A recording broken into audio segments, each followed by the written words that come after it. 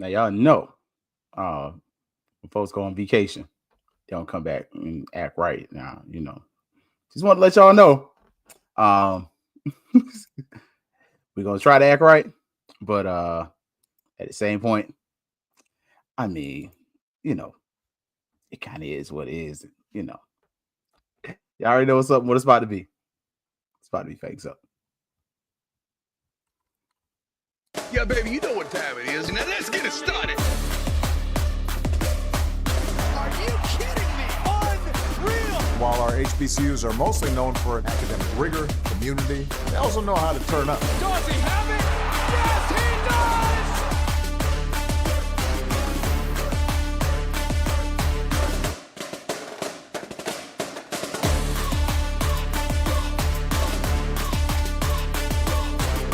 And that might be the knockout punch. Greetings, salutations. As y'all know, when Ken folks take a vacation, won't come back ready to work. I ain't gonna hold y'all. It wasn't that I wasn't ready to work. I was feeding myself. I did some fat stuff. I don't know about y'all, but folks had a little bogo of some bacon, threw some in the oven. Just gonna give you a friendly tip. Now, coming up between me and my mom's, you get a 2 pieces of white bread, get some eggs, some bacon. I don't do too much vegetables on that like that. But scrambled eggs, however you like eggs. Have a nice little bacon egg sandwich. You're feeling froggy. You can put a little cheese on it too. But hey, I ain't one of them. I'm just a regular guy. But yeah, when it comes to me, I mess around and bought some brioche hot dog buns. Yeah, yeah. They were BOGO at the Publix.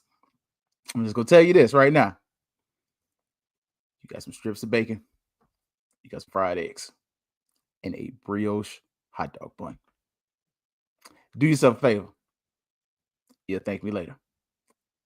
It works. It just it's just different. It hit well. And matter of fact, look, I was late partially because I was trying to make some grits. I just got them down to it. Just let them sit up there, So surprise the wife when she get back. It's breakfast for dinner: bacon, eggs, grits. Just telling y'all, don't be fat shaming people because I might be shamed myself. But hey, good times. We're gonna talk about the battle in the Bayou. This is my favorite FAMU rivalry outside of BCU. Yeah, I'm on the fence about Jackson State. I heard Dr. Cavill. I heard what you said. That don't mean I have to listen, but I can concede. I can concede. Jackson State. They probably are rivals at this point, but this right here, this game is always fun. FAMU, Southern, you're always gonna get a good game. So, with that, if you didn't see, we're gonna do a little something for it. We might update this, might not. But the Rattler Boosters made a donation to the track team. Also, missioning the track team. We will be getting there soon. But if y'all didn't see, Kirk Dawkins did transfer. He's moving to Iowa State. We are still doing our race to 10K. We will have a different signature athlete. I actually talked to Coach earlier this afternoon. So I was like, "Hey, Coach, we collected the funds. How you want us to handle this?" And he gave us instructions how it wants to be done. So we're going to continue to try to collect and support the track team through those efforts. But we didn't want you to think that none of the funds went here. I promise you, if some of the funds went to Fangs up, y'all see me with some new cameras. You might see me with a new microphone wand. But new cameras, nah. So we will continue to support the track team. I guess you can thank in part Rick Kinsey gave the idea of, hey, us having organizations support a group or a team. So here at Fangs Up, we'll pick the track team. So that will be our baby, and we will continuously stay in contact with Coach Ellenwood. So Just want to let y'all know. Yeah, I know I like to be transparent about that. I don't want people to think, oh man, we gave this money, he transferred. So we purposely said it was for the FAMU track team, and he was our feature athlete. So, but since he had the portal, he didn't get no funds. So all the funds are left for the track team. So we will be using them for the track team as coach asked us to. So coach requested we do it a certain kind of way. All right, coach, you got it. So just want to make sure we're transparent about that. I don't want y'all saying, we fugazi over here. Also, we got some commitments. Coach said he on the road. He trying to get the next Rattlers in. Kaya Boyd. Okay. She is one of our new track athletes that is committed to the Florida A&M University. Excuse me. Forgive me. I'm used to having my laptop. I was like, I'm going to try it without it. And I just like to have that little bit of extra light. I'm chocolatey. I'm sorry. Look, I can't act like I'm one of these pretty boys that's, extra pretty. I might be of the noble clan, but I am a chocolatey man. I need every extra bit of light I can get. But she's on the hurdles. And if y'all haven't noticed, Amy's track's been solid. So it's been a good program. We still doing some things. We got another one that came in though. And Sanika Scott, another one. Okay. So FAMU track definitely looking pretty solid right now.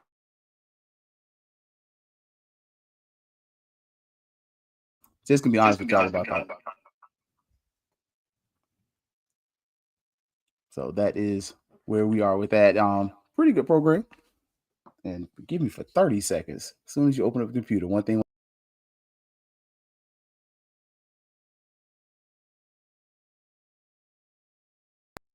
There we go. We back on it. Sorry. Had my laptop pick up the headphones and it dropped me. And y'all were probably about to hear some echoes, which I did not want you to hear. Also, track team is on the road and the weathers are on cue. But we had the Atlanta Legacy Tournament. Future FAMU Rattlers starts today. You got 4 days to get out there and join the hottest team in the SWAC, in my humble opinion. So go join them. Go check them out. I will say I'm enjoying the camp circuits.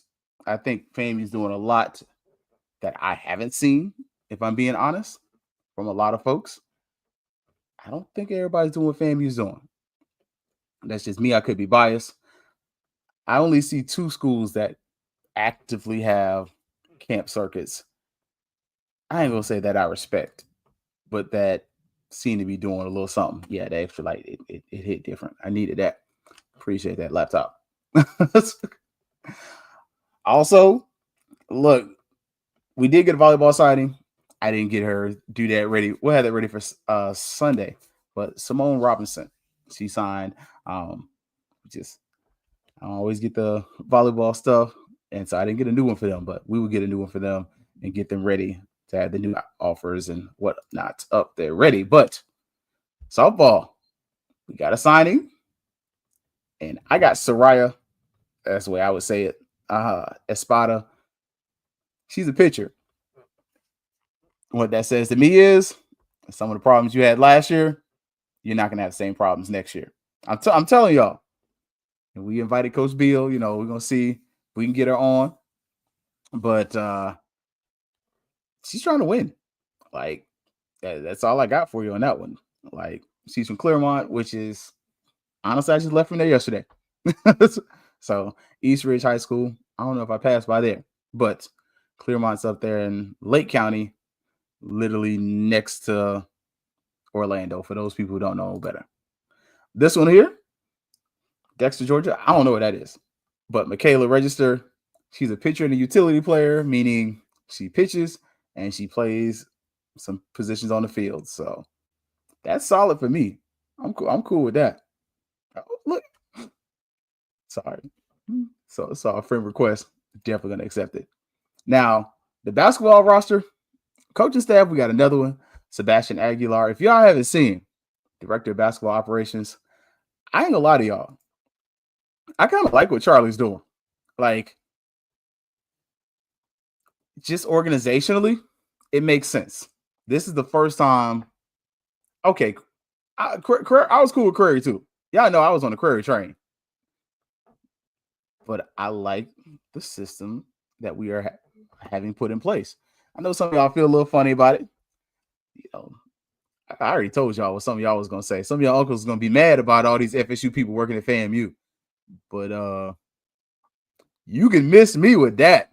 I ain't never seen a FAMU coach come to FAMU in a revenue producing sport and win. Only one, Ken Riley. That's it. Otherwise, I'm very good. So on this one, I'm cool with it. The other part I like is, man, we getting some offers out there. Like, I'm just saying, and these kids are decent. Like, it's not just last minute us getting some kids from off the street that's like, who him? Like, bro, I don't even know what to tell you, man. Like, Dwight Gaines, he's not tall. He's 5'11, so he's taller than me. But he's from Westminster Academy, Florida High. But he played for Team Puerto Rico, like the national team. Okay. I ain't seen no bunch of offers for him. So it's probably because he's not like above 6 feet. But I ain't gonna hold you. Go watch his film. Kid low key's a bucket. Like the film looked good. I don't know how much everything else looked, but the film looks solid. And what's up, Kev? Look, let's get the crew ready. But so far, so good. The film is solid. Just go watch the video. You're gonna be looking like, oh, he can score. And honestly, that's all I need. I need some points. Like, I need some points. I need some dubs. Like, that's gonna get people there. Other one, Elijah Joseph. Okay. He's big. Like 6'10 power forward. He's from New York. I like this. I'm just gonna say this. Have you noticed when you're looking at what Charlie Ward's doing, he's reaching back to places he was at. Played ball in Florida, recruited a lot of kids from Florida, coached in Florida, recruiting kids from Florida. Played professional ball in New York, lived in New York, recruiting players from New York. Like, I'm just saying, a 6'10 power forward. Now, he does have some offers, so I ain't gonna hype you too high on that one. But he do got some offers. So this gonna be one of the ones, but he's a 27, him and Gaines. So the other part that I like that I'm seeing from recruiting, and I'll be honest, the only other coach I've seen recruit like this at FAMU was Crary. You're recruiting kids that aren't just for next year. Like, one of the worst flaws of FAMU athletics is the fact that we normally just recruit for the next year. Like, when it comes to a lot of sports, very short-sighted. I'm seeing 26 and 27s. That's good. That's a need, because that means you're stealing a little bit what Riz did. You get in early. You offer them early, and you try to get them. So we'll see. I'm hopeful. Yep. That was what it was. Now, this one right here, another one. Evan Roberts, 6'1", 175 from Zephyr Hills. If you're more southern and more Floridian, you might say Zephyr Hills, but over there between Tampa and Orlando, not far from the FAMU agricultural campus in Brooksville, over in that area. So, but 6'1" guard, I will say a lot of guards, Charlie. Like, okay, I'm here for it. Now, this one, I called Brian when I saw this one, because I was like, Brian, come on now. This one right here, Joshua Theus, 6'2" point guard, Orlando Christian Prep. Again, if you don't know why, that's where Brian coaches basketball. So I was like, hey, we offer one of your boys. He's like, yeah, trying. I'm like, all right. I see what you're trying to be over there, humble. Ain't nobody got no time for that. So this one right here, though, coming into Central Florida, I will tell y'all this. Orlando basketball is good. Is it great? It can be. But good, it depends. we really have, you got 3 schools down here, 2 in a piece. You have Mount Verde, which is Mount Verde. If you get a kid from Mount Verde, Keith hit the lottery.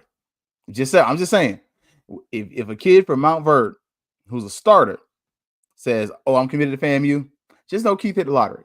Keith, Brian, Kelvin, somebody hit the lottery, because that's where the Dukes of the world get their players from. But our other one is Oak Ridge. Oak Ridge is a public school on the kind of the southwest side of town. Really south side. It's not even west. It's south side, not far from Universal. Those are normally your 2 best programs in the city.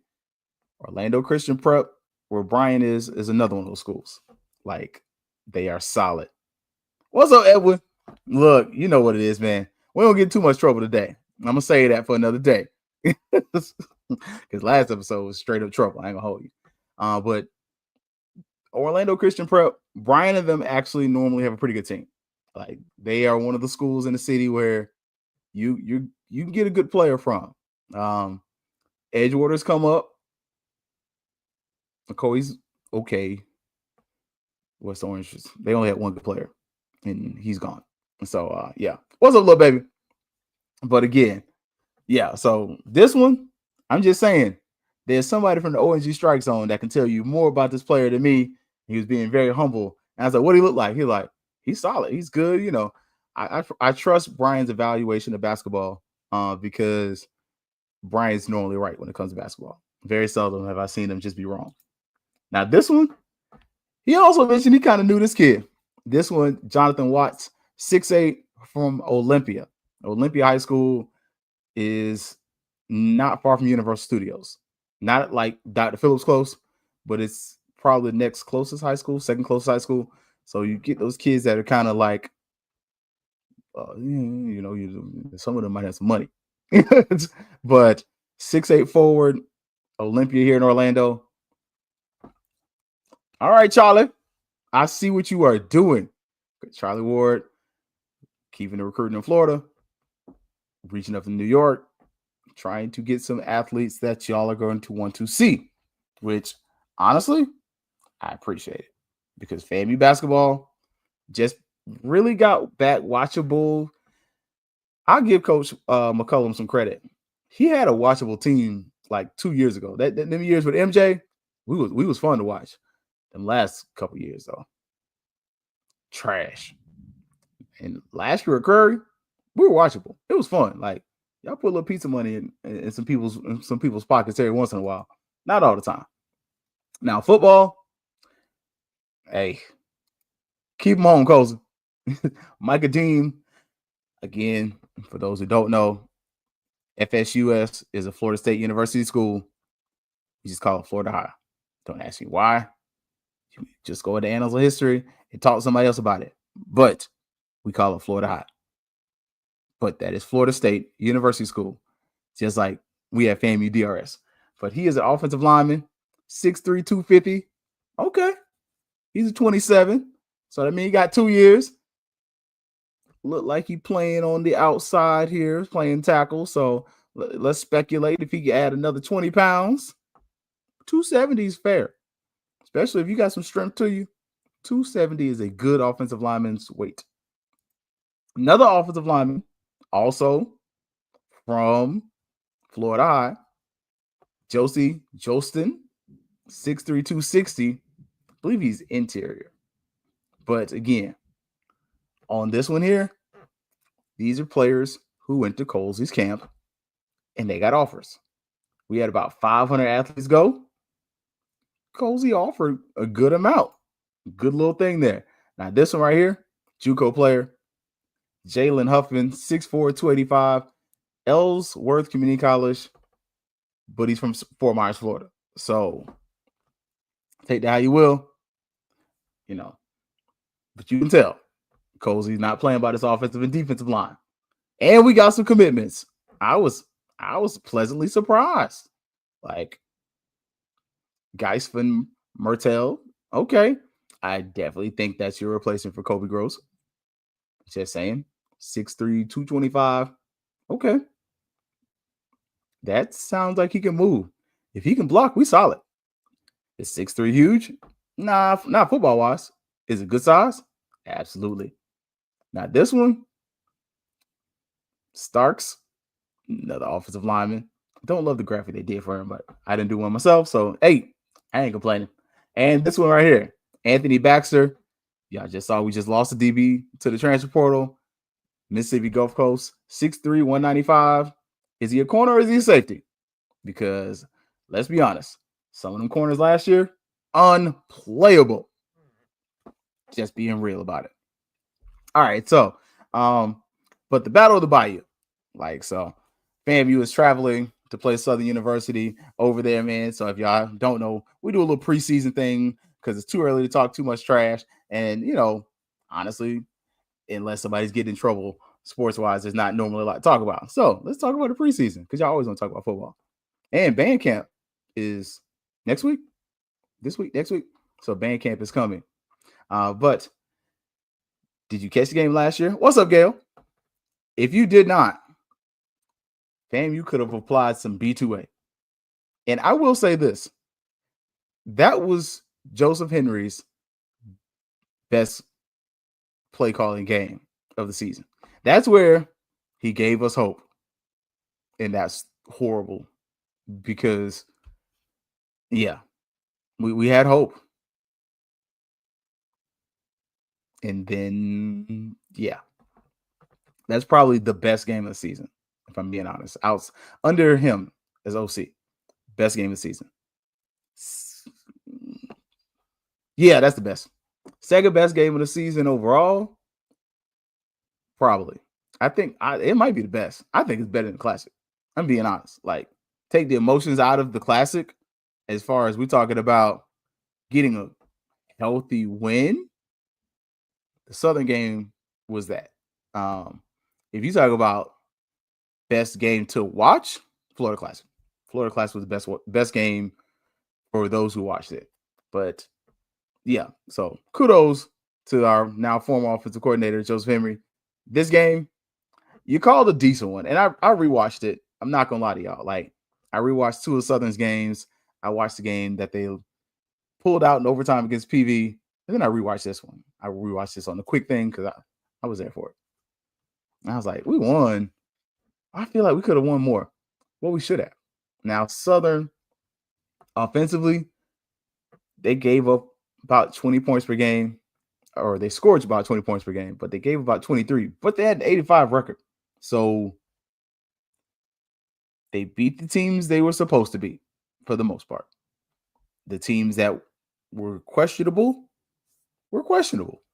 Like Jackson State beat the fool out of them. FAMU,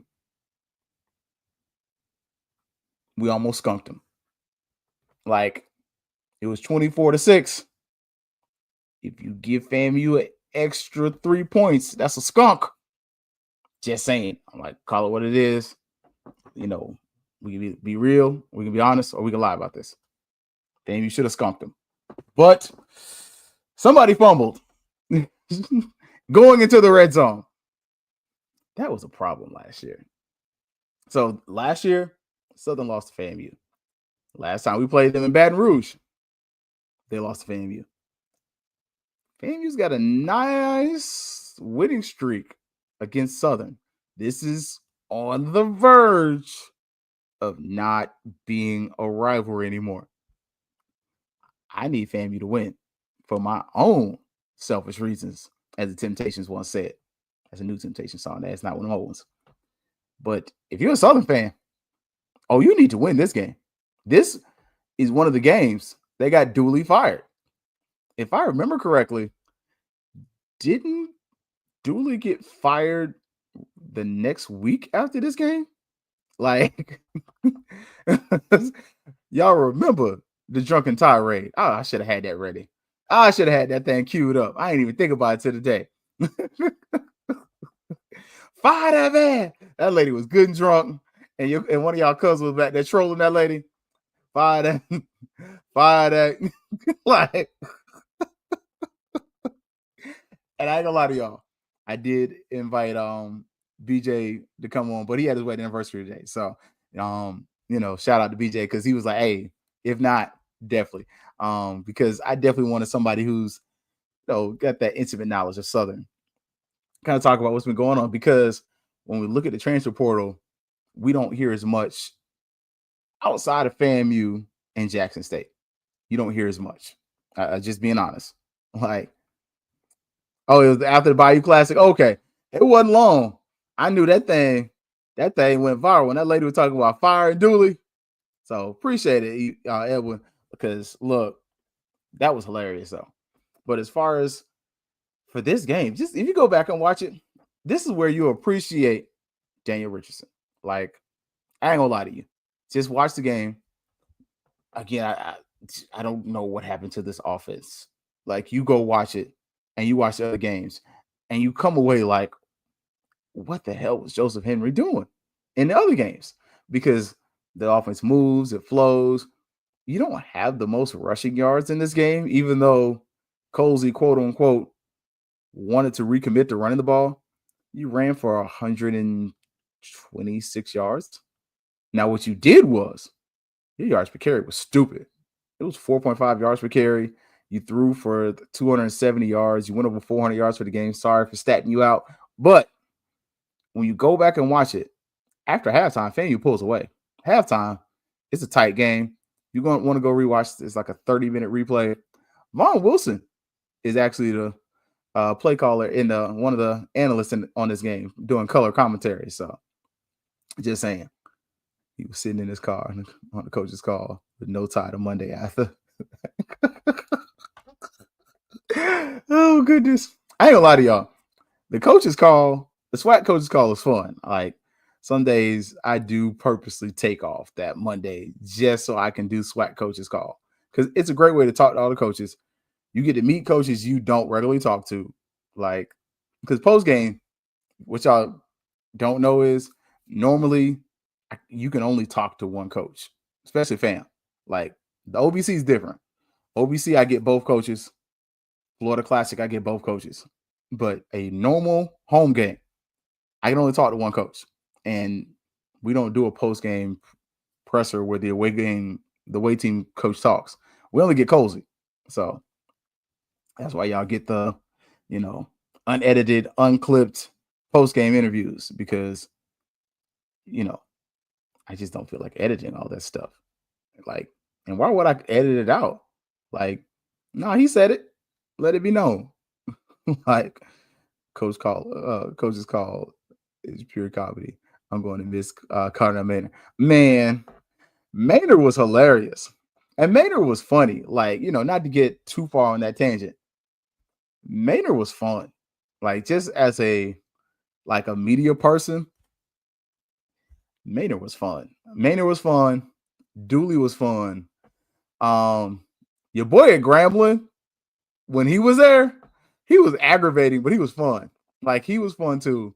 I can't think of a coach that was just boring. I ain't gonna lie. My second favorite one, your boy at Arkansas Pine Bluff is fun because he's just straight up honest. Like, just saying. It was as Southern and FAMU. It's a very long time scheduled opponent whose fans used to buy whatever seats the other team didn't buy. The bands are rivals. When you say athletics are rivals. Oh, yeah. I think Southern, this is the only reason I say Jackson State.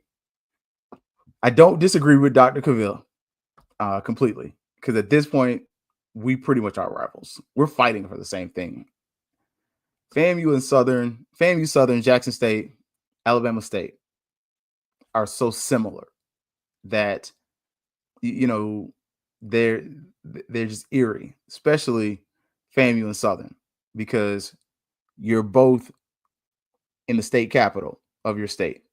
You're both sharing that state capital with a national championship contending PWI that has a massive following and a massive football facility. Like, it's just when you start looking at the comparables between LSU and FSU, which last two times they played, Florida State won, and FAMU and Southern, it gets real interesting. I mean, One of the big differences, Southern got to keep their law school. And that's huge. But I think when you start to look at it, I think Southern and FAMU are so similar that the rivalry is natural. I think the rivalry has waned just because of time. I mean, we don't travel like we used to. I mean, I remember, I think I was in middle school when we went to the Southern game, and we drove from Tallahassee to Baton Rouge. Great ride, great trip. It was a family trip. But how many of us in 2025 are making that trip, especially with this economy? Like, I think one of the better things that happened to that game when it was in Atlanta, it was solid. Like, the attendance numbers weren't always that great because you was getting like 30s at the end, which was down for us because FAMU and Tennessee State, you can guarantee 45, 50. Like, you lost about half attendance wise, but I still think it's a good rivalry. I don't think it's the rivalry it used to be. I think partially because Southern has been that top dog. Southern has been the Buffalo Bills of the SWAC West for about a decade. And, don't take that the wrong way. I'm not trying to say Southern's not good. What I'm trying to say is Southern has been the second best team in the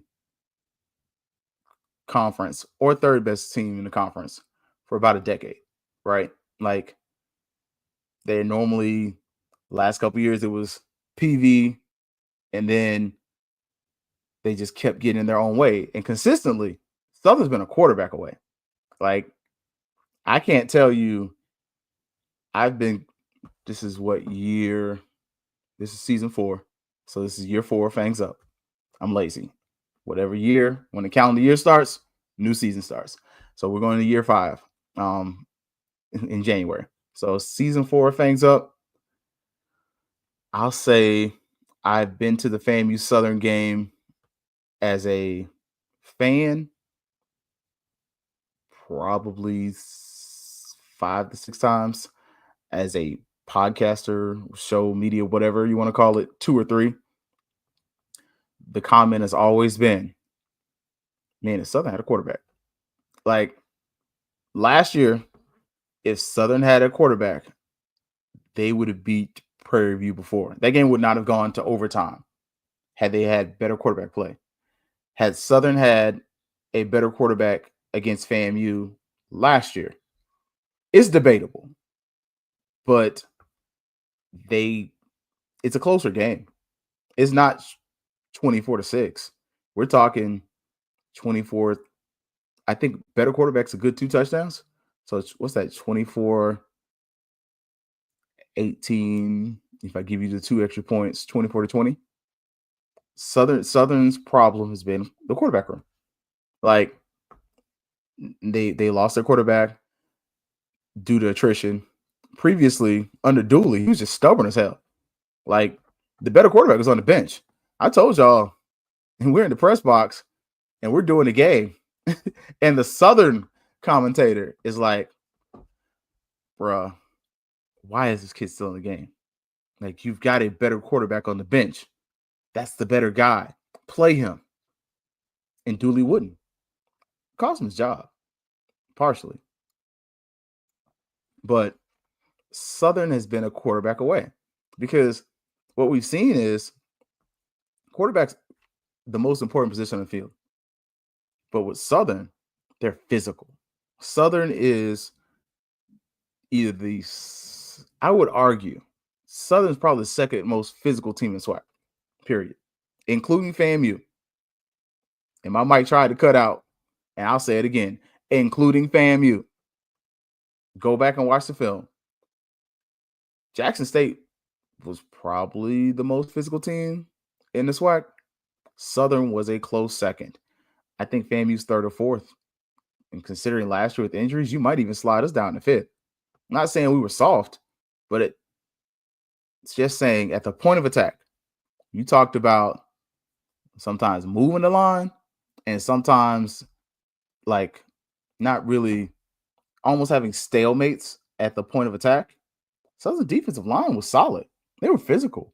Like the offense just wasn't it. And that's going to be the problem for Southern for most of this season if they don't correct some things. Because go watch the Bayou Classic. I did go back on. I told y'all 2 games. I watched 3. So I lied. I'm sorry. I rewatched the Bayou Classic. I rewatched the Prairie View versus Southern game because I wanted to see a common opponent. And then I did rewatch the FAMU versus Southern game just because, we won. Sometimes you got to enjoy the games you won, right? Like you can't just be over here lamenting stuff all the time. Like people say all the time, you only remember the games you lost. Like, yeah, you do. But I'm just gonna say, and I agree with you, little baby. Honestly, I think Maynard would be a great play-by-play guy. Look, I'll put that out there. I think he would be an amazing play-by-play. And it's sweet tea, lemonade, live vodka. You can't have going to Louisiana and not have a little something in your cup. I'm just saying. But I do think that's going to be very important in this game. Now, I will tell you, you go back and watch this game, FAMU's offensive line was physical. Oh, man.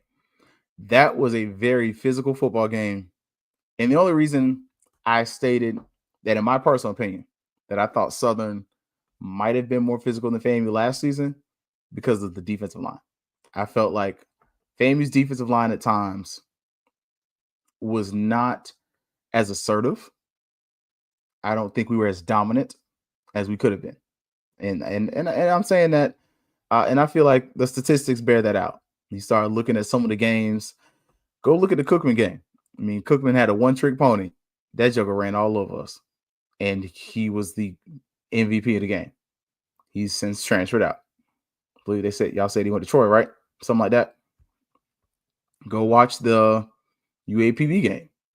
Go watch the Valley game. There are times we got dominated on the line. Like, the point of attack was not pretty. Can I say this for the people in the front? Yeah, the people in the back, we got y'all. We got y'all in the time all the time. Is it me? Or do you feel like the defense got frustrated with the offense in their ineptitude?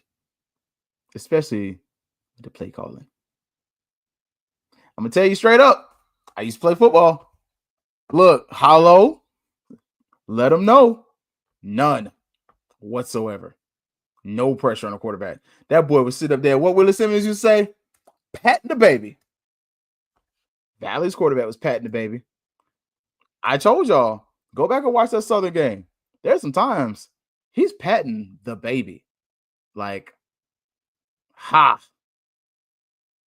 Like, I'm just saying. He was patting the baby. He just wasn't accurate. Respectfully. He's more accurate than me. A better arm than me. I'm pretty accurate. I just don't have a deep ball arm. But what I will say is, when it comes to that game, and look, I can see that because I got frustrated with the offense. We all did.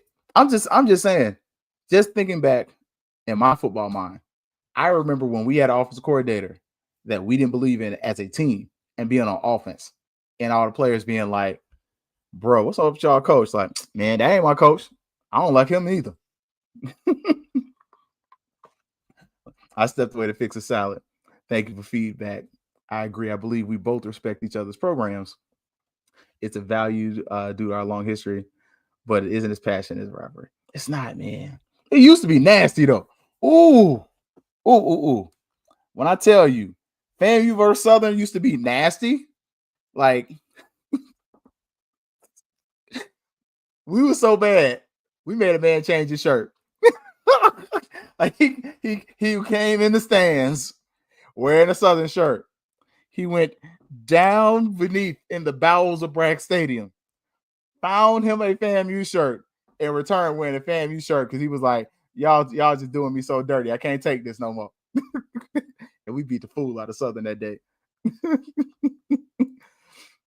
It would make no sense how we successfully drive the ball down the field, get to 2 yard, and couldn't score or fumble. Like I personally believe our defense got sick of it. I could be wrong. I hope I am. I hope I didn't burn the bacon. But if I did, I throw it in trash. I really believe the defense got sick of the offense. And how many times did we get to the 1, 2, 3 yard line, couldn't score, couldn't punch it in, couldn't get it done? Like, that junk adds up. And it can't just be me, the fan. Like, you, the player, you on the other side of the ball. You don't control it. You need help. So I personally believe our defense got sick of that. But in this game, you can start to see when you watch Southern, they got worn down. It just became a thing where the advent and the need of having a mobile quarterback, and fumble literally lost us games we should have won. Hell, we fumbled early in this game. If you look at the halftime score, it is 7-3, and my boy fumbles at the 1 yard line. Not 1 yard line. He fumbles in the red zone. Like, running back one fumbles in the red zone. Like, I'll be honest with y'all. Like, it can't be that. Like, ball security is job security. That's what Willie taught us. Like, and I'm trying to pull it up right fast. Thad Franklin, my bad. Thad Franklin fumbles in the red zone in this game, and we still apply belt to butt. I'm trying not to cuss. I'm trying to do better. Like, and everyone says fumbles were an issue with FAMU. It was an issue for Southern. Also, the first half of the year, especially with most our popular running backs, we made adjustments in our O-line, and all of a sudden the fumble stopped. Not wrong. I felt like offensive line wise, I thought we were better than we let on. Like, I think looking back at it, if I think about it, I kind of feel like our offensive line was top. I'm going to say top 3 in the SWAC. I could easily say top 2, though. Like, Southern's O-line was okay. But again, you had a quarterback that sucked. Like, he couldn't get the ball to his guys accurately. And it wasn't just in the FAMU game. Like, every game you watch, you see a pass where I remember in the PV game, the commentator goes, man, he wish he had that one back. I watched the Bayou Classic, and there's somewhere you're just like, yeah. And even in the FAMU game, like, you see where there are reads that could have been made. There are moments where he just missed it, and he just wasn't that guy. And it's okay. Like, football comes to it for all of us. He went further than a lot of us, and I'm not jealous. I'm happy for him. But this year, I'll tell y'all, Southern's got 2 quarterbacks that are going to be interesting. They got one, Jamari Jones. He threw for a lot of yards at Valley. And this other one, Cameron McCoy. He played at Jackson State. If you ask me, as a uninformed, non-Southern fan, to be honest, Southern probably my second favorite team in SWAC. But I would say that this is maybe Jamari Jones is the guy that the uninformed people like me are going to say should be the starter. He's definitely got 3,000 yards on that arm. He played at, I think he played East Mississippi. You know, the school in Scuba. Hard Knocks. Not Hard Knocks. The show on Netflix. Y'all know what I'm talking about. Them. He played at that school. So I think that's going to be something solid there. Yeah, play call and stop us from winning at least 2 games. I mean, let's be real. Can we all agree that we probably should have lost to Norfolk? I'm just being honest. Like, that's I think play calling cost us the Valley game. I think we could have hung with Troy. I ain't looking, little baby. You're not wrong though. I think the Prairie View game. I think the Jackson State game. I'm being honest with y'all. I think play calling cost you 3 to 4 games. I think you being nice, Hollow, by just doing 2. We're gonna be some troublemakers. Let's call a spade a spade. Play calling cost you a good 4 games. Just being honest. If we're gonna be real about it, the play calling cost you 4 games. You should have beat Valley. That there's full stop. You should have beat Prairie View. You probably should have. You could have beat Troy. I can't say should have. You could have beat Troy. I mean, yeah. Yeah. Jackson State should have won that. That's 3 shoot. That's 4 right there. and let's be honest, if it wasn't for the fact we just had much better talent than Norfolk, you would have caught an L there. Bro. This is my sweet tea right here, though. I ain't worried about that. Turnovers are huge. Now, what I will say is, I got a question from looking at this game. Who's returning kicks? Is it Lockhart? Because what I will say, from Lockhart last season, I wasn't blown away.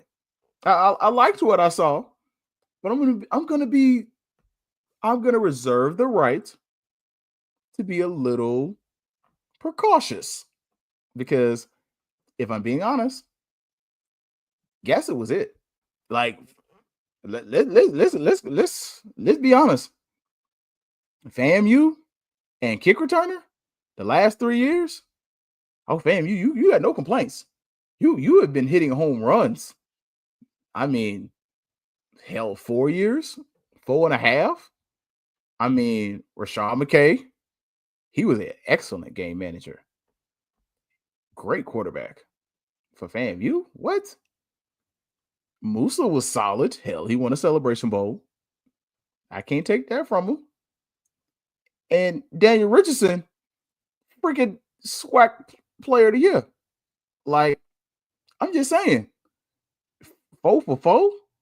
And kick returners, Riley, Gassett, Xavier Smith, Zende Ray. I mean, we go kick returners.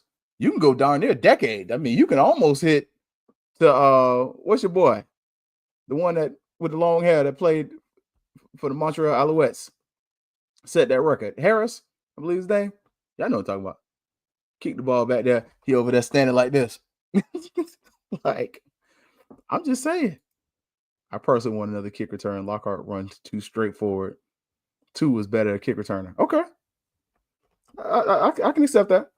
I can accept that. Like, but I'm just saying, if we're being honest about this, FAMU special teams, this is the last good game of special teams too, where you had some like kickers who kick worth the darn. Like, now again, look at this recruiting. Coles is loaded up on kickers. Coles is loaded up on offensive line. Coles is loaded up on D line. And Coles just signed what? A corner and a piece, 1 corner, O-line, and a tight end. Needless to say. Just saying. Not having a kickoff specialist. Let's bring. There we go. Leroy Van. Look, that dude was amazing. I ain't gonna hold y'all. Like, look, what Cole to say? Standard's damn standard. But let's be honest, like, you've had a great run at quarterback. With the advent of transfer portal, does that continue to happen? Like, you got 4 quarterbacks. Like, Cozy seemed like he was trying not to cuss at those K's. Cozy was. Like, man, what as Coach Bogan used to say, his jaws was tight. If you never had Coach Bogan at FAMU, it's one of those YK situations. Coach Bogan to talk straight cash money to you, whole class. Yeah, you looking at me, your jaw's tight. Now you looking at me. Your grade. We coming to me with your jaws all tight. And the worst of it, you knew exactly what he was talking about. Cozy was hot. He was. And I think the other piece of it, though, he understood. Like, ain't nobody heard whispers of who could be one through. Look, nope. And I'm gonna tell you right now, is anybody gonna ask? Nope. I ain't asking. Look, we had Cozy on round one about a week or two ago. I said, Coach, I ain't even gonna ask you who quarterback one is because you ain't gonna tell me. He started laughing. Like, he already know. He ain't even gonna give you that Willie Simmons coach speak. You know, Willie used to give you coach speak. Oh yeah, you know, we got 5 quarterbacks, but you know, I really got 3 right now. It's between da. He might give you his top 3.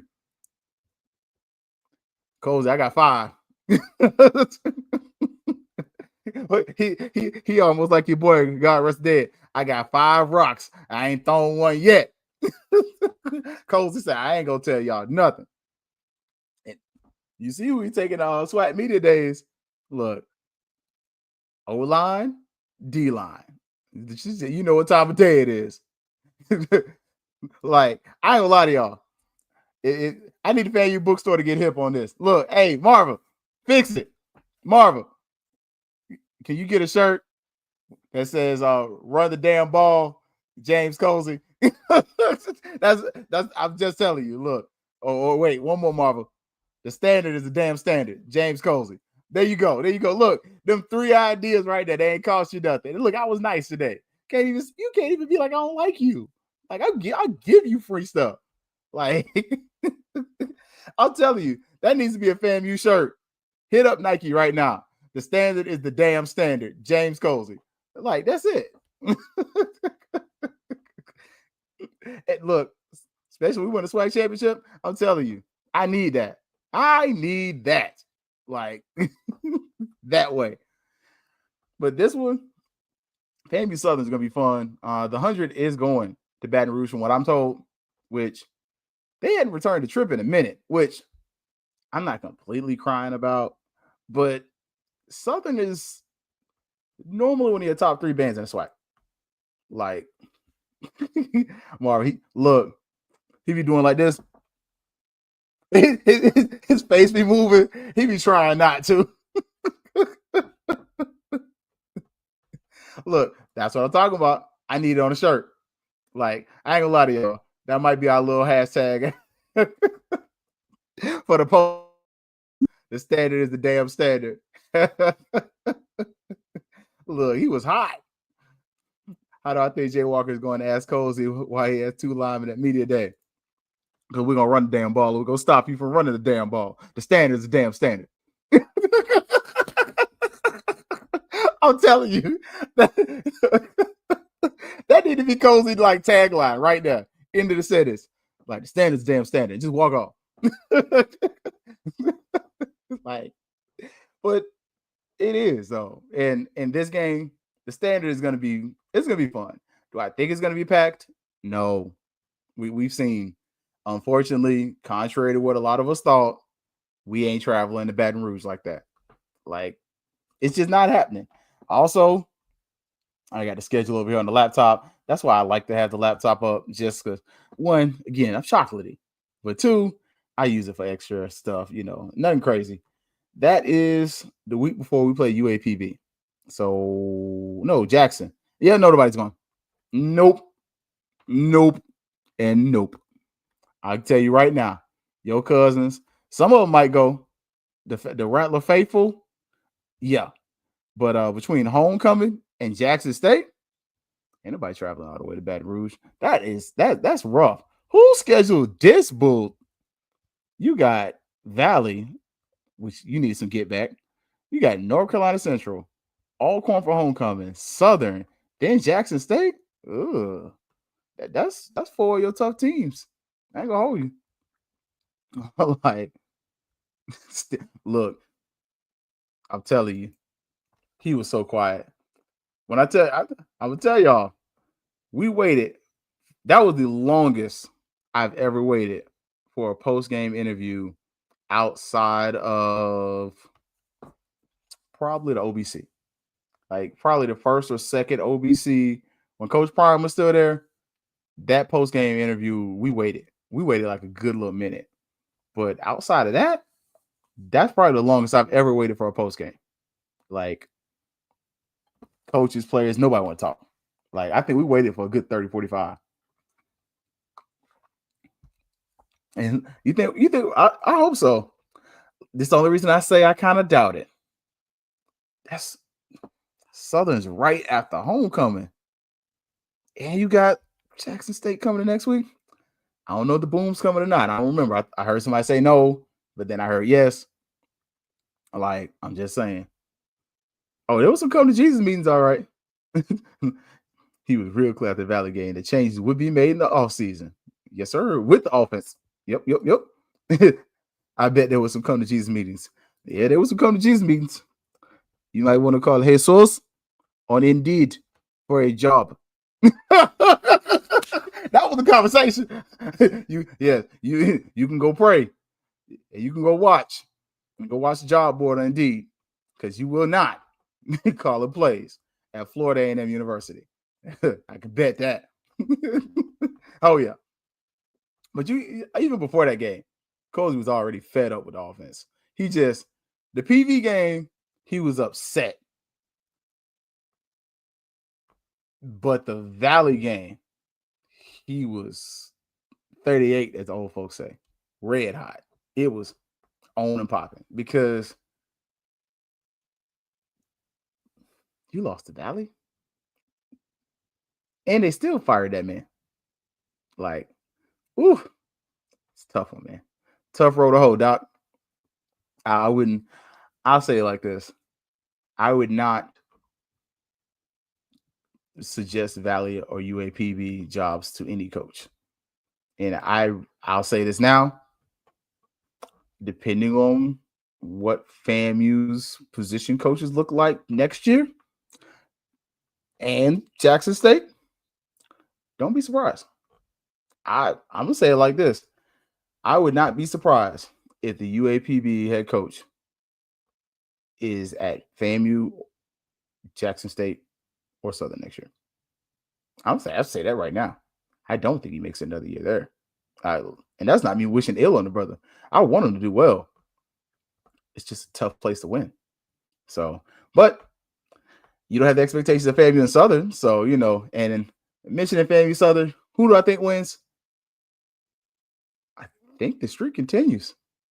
I'm just saying.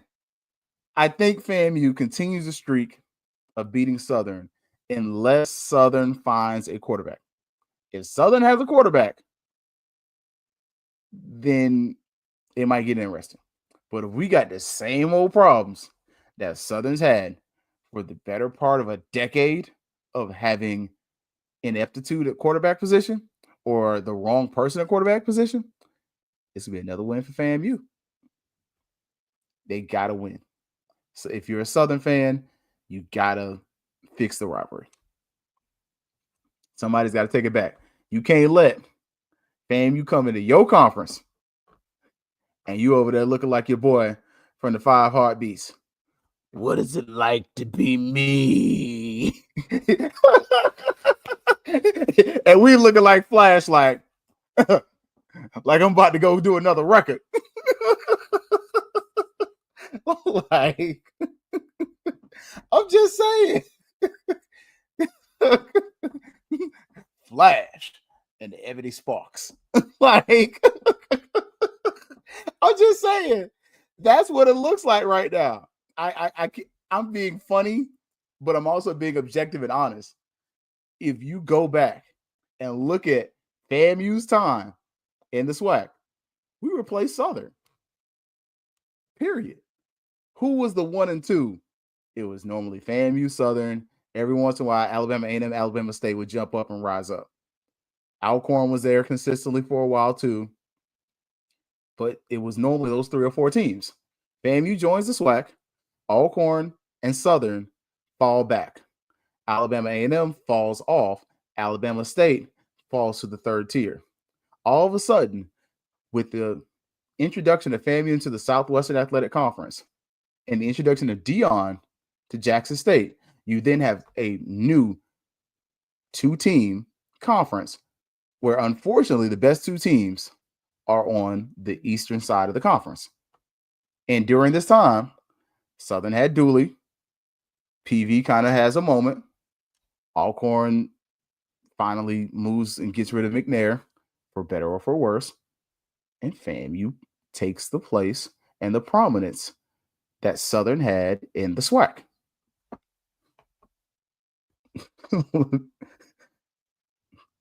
It is a tough away game. I think we win, but a lot closer than last year. I agree. Look, last time we was over there, we was about to fight, and that's what got us a win. And I will tell anybody, if you've never been to Baton Rouge, don't take this wrong way, Rattlers. Best venue in the SWAC. Sorry.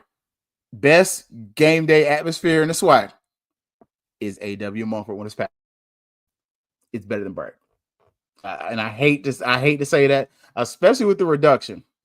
Old Bragg, 25,000, and you was sliding, and hey, don't tell nobody, and get a fire marshal something to not say nothing. 30,000 people in there. Yeah, Bragg was like that. 19,000, and we slide to get to 25. It ain't the same. It's good, but it ain't what A.W. Mumford. Woo, I hate to tell y'all. And I've been to both. I've been to many more fans than I have at A.W. But yeah. Y'all looked up at K when we hired Dooley in the work. They were like, hey, how long? Not long. I'll tell you, I believe that though. Like, and this goes to my personal belief. Be wary of hiring alumni in positions of power, especially in the most important sports, because we saw what happened to Southern. We've seen what happened at FAMU basketball. We saw what happened with FAMU football. The only alumni in recent history of the SWAC that went back to school and did something worth a darn. TC. Get mad at me if you want to. Y'all know I ain't no Jackson fan, but I'm gonna call a spade a spade. TC Taylor is the only HBCU, this our boy, bring our boy home, that won a championship. He is. Like, McNair, he's an Alcorn guy. They literally did that till they beat that horse till he was dead. Like, what other recent? I mean, we've seen it before. I'm not saying it's never happened. We got Doug Williams. We have, did Pete Richardson go to Southern? But in the recent past decades, no revenue producing sport normally has one of the alumni for the SWAC make a lot of noise. Recent decade. Like I said, Doug was fired though. Doug had a stick for a minute. What happened after they got rid of him though? Mike Rice, FAMU golf, APK all day. Come on now, y'all know Coach Rice. Y'all don't know he's from Apopka, so he's Blue Darter. APK is short for Apopka. So, but yeah, Doug did when he finally beat Pete. When I tell y'all, Pete Richardson was quietly one of my favorite coaches. Tell y'all, Southern was my favorite SWAC team. Like, when we were in the MEAC, FAMU was my MEAC team. Southern was my SWAC team. I always rocked with Southern, unless Grambling wore them red uniforms for the Bayou. Then I was like a little torn because the red uniforms are sweet with the right pants, but they colors, like, I just don't like. I like Grambling, like, but their colors, it just don't.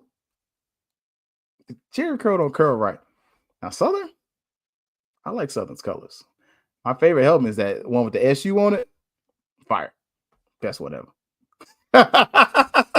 That's probably got something to do with it too, Edwin. Oh goodness. PWI Midwest. Oh, okay. Yeah. Well, we're gonna see. But again, I think FAMU wins. I think it is tight though. If I had to give it a score, this game normally it ain't the Billy Joe era, which that's when I went, boy. Best game ever. We was running out of that stadium that day though. I think Cookman. I think the Cookman games will be tight. I think the Southern games will be tight too, because I think it's going to be dominated by Southern alumni, fan base wise. I think you're going to get a good 1,500 to 2,000 Rattlers, maybe, but I expect Southern to have a good 18 to 20,000. If you gave me speculation on attendance, I would say 25 to 27, maybe, depending on where this falls on Southern schedule. And what I mean by that is in relation to the boombox. It ain't. We're not even worried about the Bayou right now. It's too early to year. How close is this to the Boombox Classic? Because y'all know, just like Boombox, that's the best rivalry swag. Like as far as pure I hate you rivalry, that's the one. Oh, you got some time. Oh yeah. I expect Southern to turn out and Boombox is in Baton Rouge. Yeah. That might be a solid one. Southern, they got a solid schedule though. Oh dang, we both play North Carolina Central. Okay, that's straight. They play Valley, Alabama State. They play Fresno State. I don't like that for Southern, and I kind of hope you don't bring the band. Like, leave the band at home. I know they want you to bring them, but I want you to leave them, especially because that's the week before Boombox. Then you got Cookman. That game's in Daytona. Then you got PV at home. Then you got FAMU. Okay. I can get jiggy with that. The rest of y'all schedule, I ain't gonna hold you. I'm gonna look at Southern schedule right now. I ain't gonna lie, I picked PV to get an upset. But if I'm looking at Southern schedule, okay, NCCU, I don't know. Can Southern score? That's the real question. Anybody versus North Carolina Central, can you score? If you can't score, you can't win. And that's a stupid thing to say, but North Carolina Central is one of the highest scoring offenses in football. So I'm going to give that to NCCU because I don't know who Southern's quarterback is. But if Southern quarterback is decent, I reserve the right to be wrong. Valley, give me Southern by 40. Alabama State, give me Southern by a touchdown. I just can't trust it. Fresno, give me Fresno. Jackson State, NAW Mumford. Yeah, well, you gonna like me for this one. Give me Southern. Give me Southern by a touchdown. Upset in the Bayou over Jackson State. Keith said it on Marvel. I got Jackson State losing to Southern. I'm gonna call that now. Look, you can caption it. You can do what you want with it. Keith said he got the Jaguars against the Tigers. For the Boombox Classic, it's going to the box. Sorry, Boom. But it's going to be a fun game. Cookman, give me Southern. PV. Ooh, that's homecoming? Y'all can't lose homecoming. Let's go both sides, though, because we got a hard homecoming, tough opponent, too. Okay. Give me Southern. I reserve the right to change my opinion because I don't know what PV got yet. But right now, I'm going to say Southern. FAMU. Come on. UAPB, give me Southern. Alcorn. Ooh. Okay, give me Alcorn upset. This ain't with no like informed opinion, even though I did both games. Give me Alcorn upset. Texas Southern. Give me Southern. And then Bayou Classic, Southern. Come on. Grambling ain't beat them boys in how long? Yeah. Like, so what's that? One, I got Central, Fresno, and I gave y'all PV, Alcorn. So 3 losses. So you should win the SWAC West this year. So I got Southern winning the West. I got Southern winning the West by looking at that. Like I think I picked PV, but if you're looking by just right now, looking at their schedule, 3 losses for Southern. That should get you in the SWAC championship. They think they got our number playing us on homecoming because of 1 victory. Hey, like I said, that's gonna be tough. Like I said, for me, when it comes to PV, that game last year was tough. It was a hard watch. If y'all got a better quarterback, Southern wins that game. But my boy got to get his system installed. I think next year at PV, I might take PV. But this year, yeah. 4 losses, including FAMU. Okay. Say it with your chest hollow. Okay. I can see that, though. I can see 4 losses. That's why I stand on 3 right now. So if you had to do the over-under, I would do plus minus 3.5. I would do the plus. What is it? Whichever way that says that you think they're going to only lose 3 games. That's the one I'm on. And I'd probably lose some coin. But yeah. And partially because you ain't got Dooley no more. So I got a little more faith in you. That's like an extra game right there, just because you got rid of Dooley, respectfully. Like, I'm gonna be salty. I reserve the right to be salty about Dooley for 2 more years. Dooley cost me some games, no money, but some pride. It's like I'm picking Southern. God dog it. Here come Dooley. But I think Southern should lose no more than 3 games next year. Extra 3 games minus Dooley. I'm just saying. Look, I'm gonna mess with my Southernite when I see him in chapter meeting. Like, hey, you know, I got y'all losing 3. I got y'all, Dominique. Come on, I need y'all to pull through.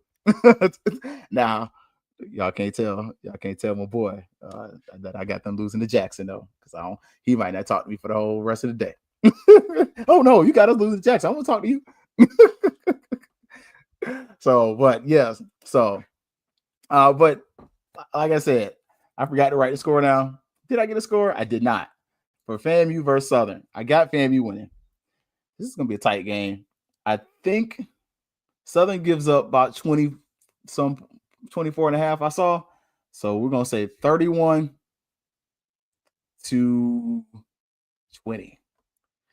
Because did y'all get a new kicker? That's an X factor right there. Did Southern get a new kicker? Because that jabroni missed some kicks last year. Like I told y'all, I went back and watched the games. Like, so I was like, dang, he missed another kick. I think last season going into the Bayou Classic, he missed 5 kicks for the season. He missed 6 or 7. And all of them weren't hard kicks. Yeah, that's a question. Southern's kicker. Yeah. 28-17, Marvin. I like that one. I almost went 28. I got the extra 3 because I feel like Cozy got to get a kicker in there somewhere. I like that. Dude is the only coach that I've seen fans cussing mad before the game into the next game. He had to go. Folks were hating him and his stubbornness. We better only lose 3 games for FAMU. Okay, Hollow. I like that. Let me see. All right. Let's see. You know I got the FAMU schedule on the other side. I don't want to give it all away though. But Howard, that's a dub. FAU, I got us an L there. Albany State, should be a dub. Should be a nice dub. Bama State, I got us on a dub. Valley, almost certain I had a dub there. I think NCCU, I had an L. Alcorn, I think I got us a dub there. And Southern's a dub. So, okay. So, right there, that's 2. That means you can only lose to Jackson, and that'd be it. I can live with that. I don't want to lose to Jackson. I'll say that, though. The kicks he missed were on far left hash. It made no sense to me. Run to the left on 3rd down and bring it into the...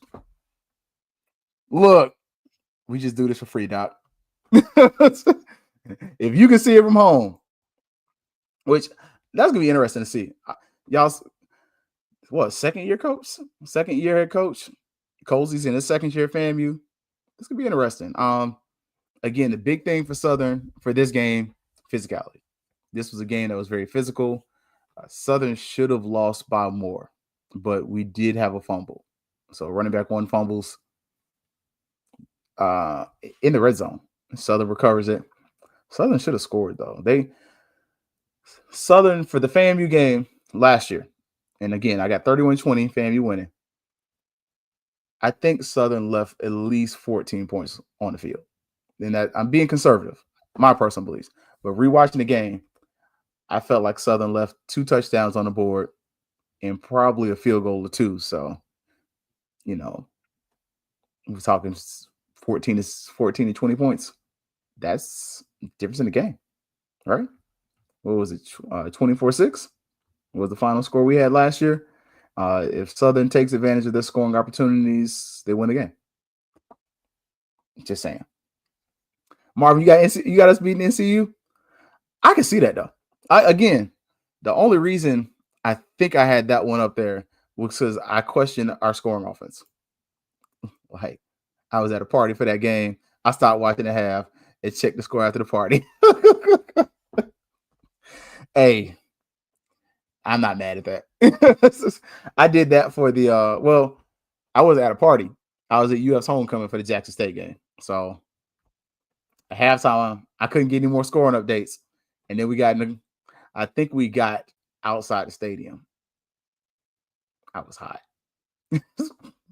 All my teams lost that day. I was wearing Kentucky style.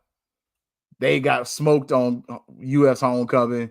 Couldn't go to the the festivities because I was with friends, but they weren't friends who were of the culture, so I can't take them to that party.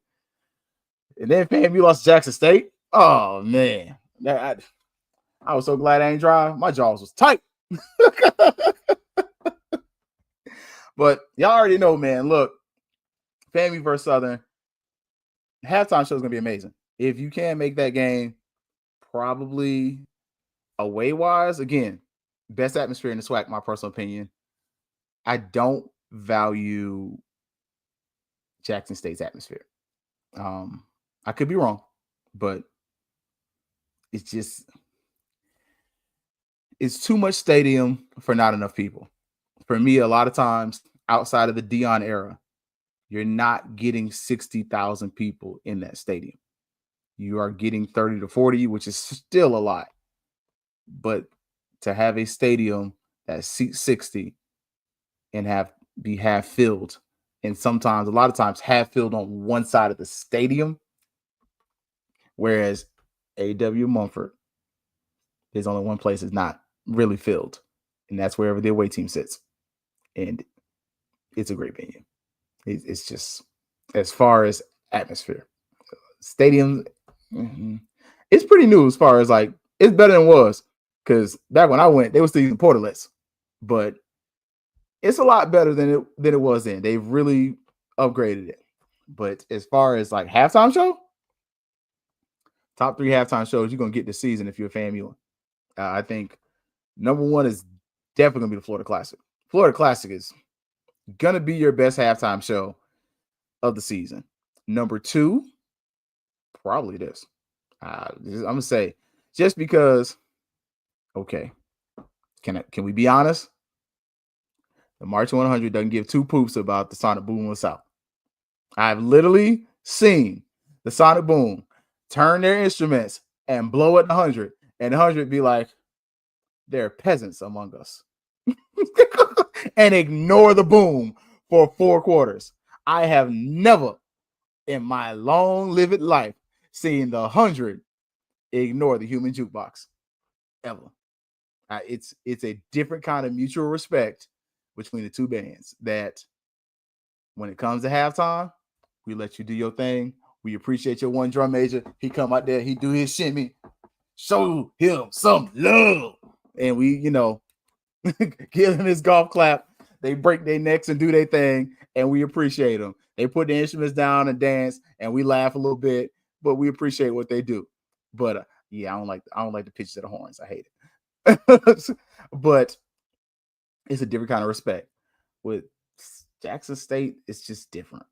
It's not the same. Like, we don't discredit them. We respect the Boom. But when talking about like how the 100 responds, it's not the same. It's not even close. There's only two bands that the 100, in my personal experience, really like gets up for, and it's Southern and Cookman. Everybody else, they'll pay you some attention. Like, when South Carolina State has a good year, they'll give them a little bit of credence. NCCU's had a few years where we had to pay them some attention. Norfolk never. And it's not because they're not good. It's just because Norfolk just normally didn't travel this far. And when they did, they hadn't hit that spot yet where they got good. But yeah, like, why would we come? We ignored them 20 years ago when I was marching.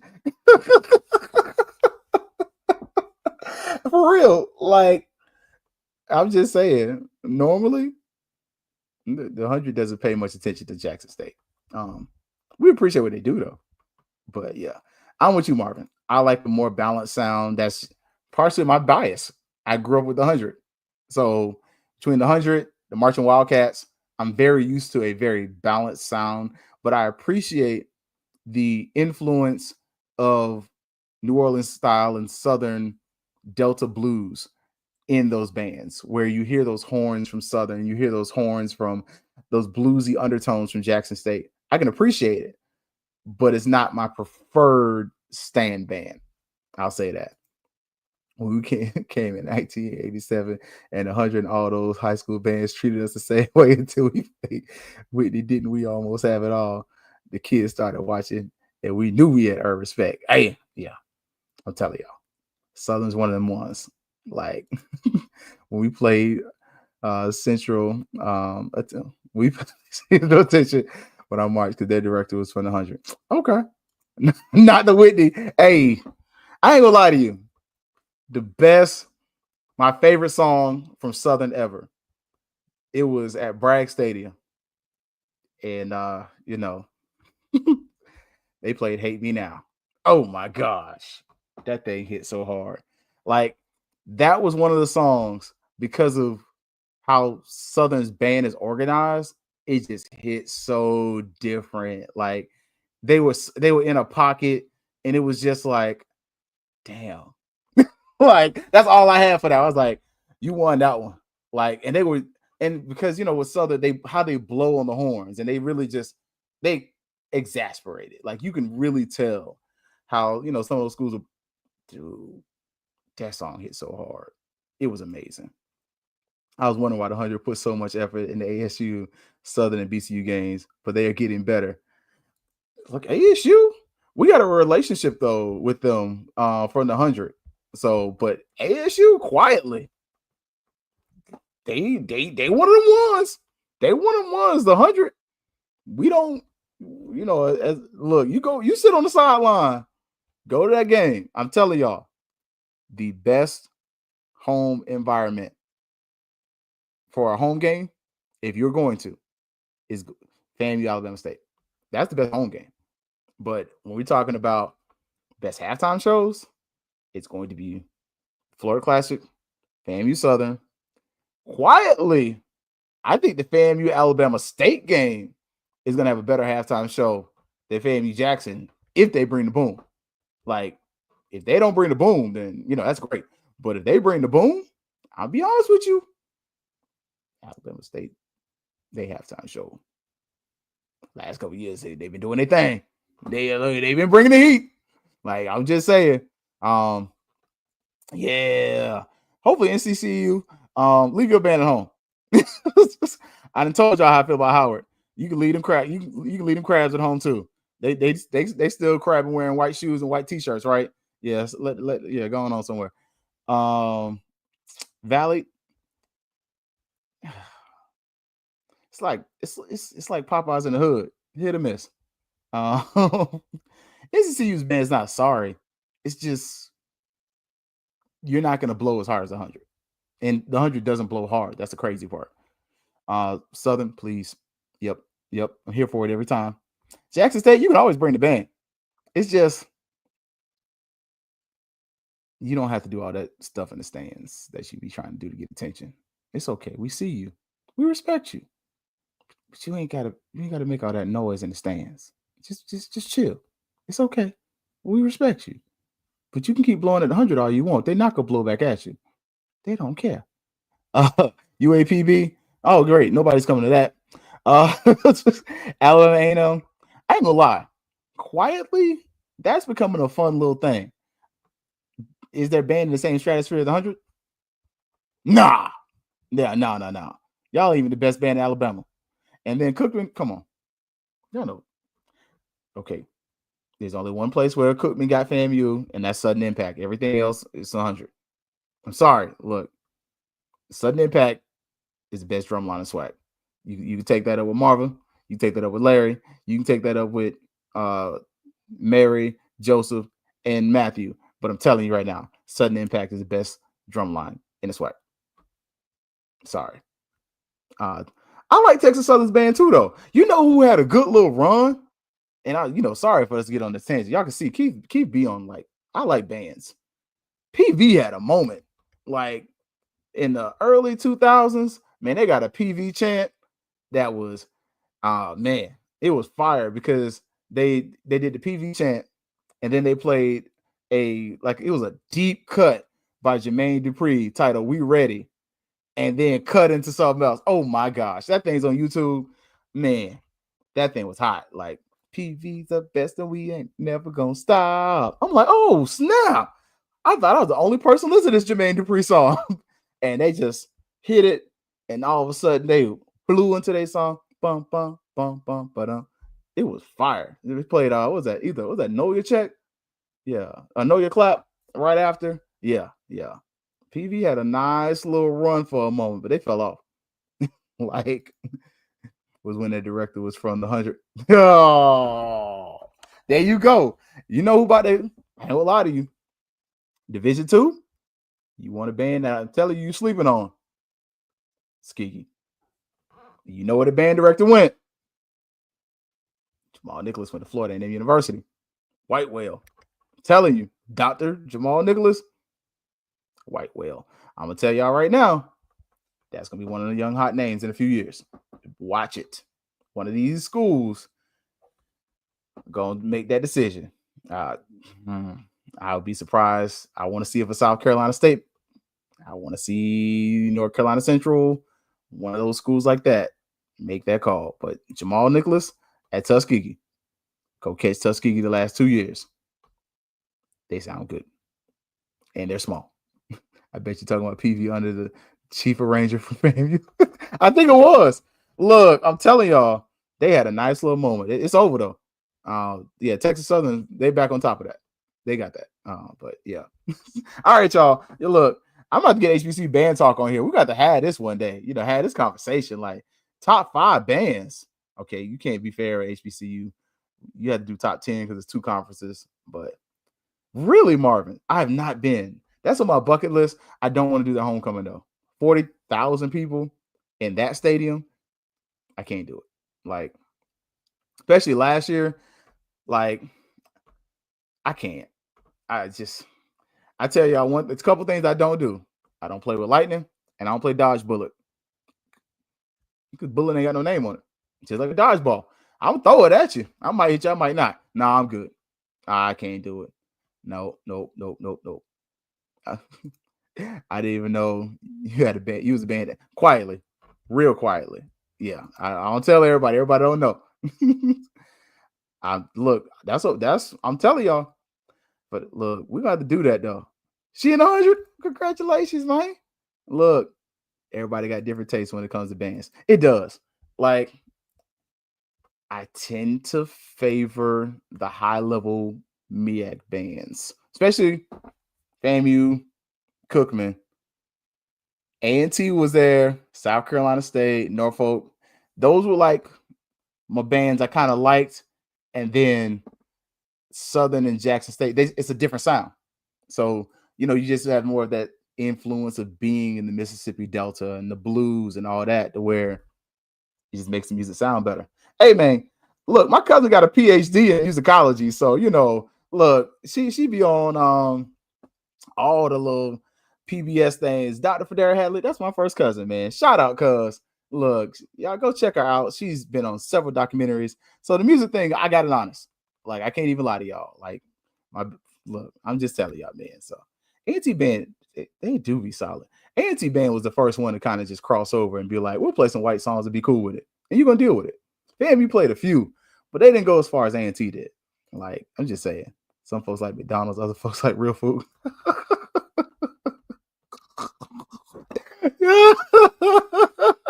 I love it, Edward. I ain't gonna lie to you. Once you cross that bridge of Southern, boy, it's a different ball game, boy. It's gonna be some fun. All right, y'all. We're gonna catch y'all Sunday, man. We're gonna take what's it, the 17th? I think Thursday the 17th. Next Thursday, we are doing a booster. I'm doing a meeting with the boosters. We trying to retrofit, do some new things, trying to find ways to keep y'all engaged and just come together as a social media team. So no show Thursday, but we will be here Sunday, and we kind have a little fun, man. So so we'll see y'all Sunday. Talk about the SWAC championship game. That's gonna be a brag. It's FAMU Jackson State. You already know. FAMU's got to win. That's it. On Marva. All right, y'all. Y'all know what's up. For everybody, HBCU Digital Network. Look, shout out to my parents. I appreciate y'all. Y'all are the best parents on the planet. I don't care what nobody tells y'all. I can't tell y'all what they've done for me, but they have taken care of your mans yet again. And so I always appreciate them and shout them out. They know my love is endless and unconditional, and there's nothing they can do about it. But for everybody, we'll see y'all Sunday here at HBCU Digital Network, because y'all already know what's up, what it's always going to be. Thanks up. Yeah, baby, you know what time it is. Now let's get it started. Are you kidding me? Unreal. While our HBCUs are mostly known for academic rigor, community, they also know how to turn up. Dorsey, how